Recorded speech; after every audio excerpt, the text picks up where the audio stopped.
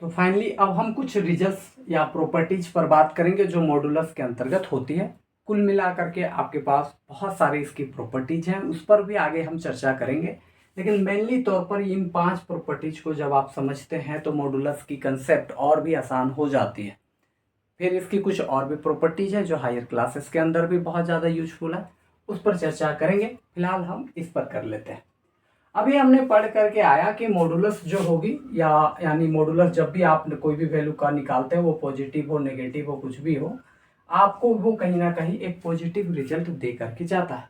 इसका मतलब ये है कि कभी भी आप ये कह सकते हो कि आप यहाँ पर पॉजिटिव डालें तब भी पॉजिटिव, नेगेटिव डालें तब भी पॉजिटिव। हाँ, अगर आप 0 डालते हो यानी x की वैल्यू 0, तो फिर वो आपको पास 0 वैल्यू देगा।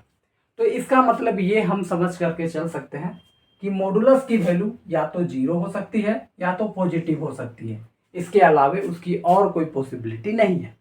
इसका मतलब हम ये समझ कर चल सकते हैं कि मॉडुलस जब भी कभी भी आप निकालोगे, या तो वो 0 होगा, या तो वो हमेशा कैसा होगा, या तो वो हमेशा 0 होगा या तो 0 से बड़ा होगा यानी कि पॉजिटिव होगा। इसी दोनों को कंबाइंड करके हम लिखते हैं ऐसा कि modulus of x is greater than is equal to 0। और यही पहला प्रॉपर्टीज हमारा कहता है कि मॉडुलस की वैल्यू या तो 0 हो सकती है या 0 से बड़ा होगा, भले ही आप कोई भी वैल्यू डालो फॉर ऑल x, यानी आप x की जो मर्जी चाहे वैल्यू डाल लो। दूसरी प्रॉपर्टीज पर आते हैं और ये इफ एंड ओनली इफ का प्रॉपर्टीज है कि अगर मॉडुलस की वैल्यू 0 हुआ तो जाहिर सी बात है आपने 0 ही डाला होगा, यानी x की वैल्यू 0 हुआ होगा। इसको उल्टा भी आप पढ़ सकते हो कि अगर x की वैल्यू 0 हुआ तो मॉडुलस भी आपका 0 होगा, यानी ये उल्टा उल्टी रिजल्ट है, यानी जो इधर से है वो उधर से भी सही है। यानी मॉडुलस 0 हुआ तो x भी 0 होगा, और अगर x 0 हुआ तो मॉडुलस भी 0 होगा। ये दूसरा प्रॉपर्टी कहती है। हम आते हैं थर्ड प्रॉपर्टीज के ऊपर, और जिस पर चर्चा करनी बहुत जरूरी है कि मॉडुलस के अंदर अगर माइनस भी है तो उसे कोई मरो मतलब नहीं है, उसे आप सिंपली मॉडुलस ऑफ x लिख सकते हैं। यानी कहने का मतलब अगर आप माइनस ऑफ 5 लिखते हैं मॉड के अंदर तो सिंपली आप मॉड ऑफ 5 लिखोगे, और बाय द वे ये हमारा 5 ही बन करके आएगा। अब अगर एक बात ये कहें कि मॉडुलस का स्क्वायर कर लो या एक्स स्क्वायर लिख लो, या माइनस एक्स का मॉडुलस लगा के स्क्वायर कर लो या एक्स स्क्वायर लिख लो, सब में सेम रिजल्ट है। कहने का मतलब ये हुआ कि आप 5 का मॉडुलस निकालो फिर स्क्वायर करो, या फिर 5 का डायरेक्ट स्क्वायर कर लो, या फिर -5 का मॉडुलस निकाल के फिर स्क्वायर करो, या फिर सीधा सीधी 5 का स्क्वायर कर दो, कोई मरो मतलब नहीं है, सब में रिजल्ट हमारा सेम आने वाली है। मेन है 5वां रिजल्ट जिसकी कंसेप्ट आपको समझने की जरूरत है, और वो है क्या, आइए हम आपको समझा देते हैं। देखो, जब भी कभी भी आप मॉडुलस निकाल रहे हो, ठीक है, तो मॉडुलस में हमें 2 चीजें ध्यान में रखने वाली बातें होती हैं कि हम या तो यहाँ पॉजिटिव डाल रहे हैं या तो हम यहाँ नेगेटिव डाल रहे हैं। अच्छा, अगर हम -2 भी डाल रहे हैं तो भी 2 मिल रहा है। अच्छा, हम 2 भी डाल रहे हैं तब भी हमारे पास 2 मिल रहा है।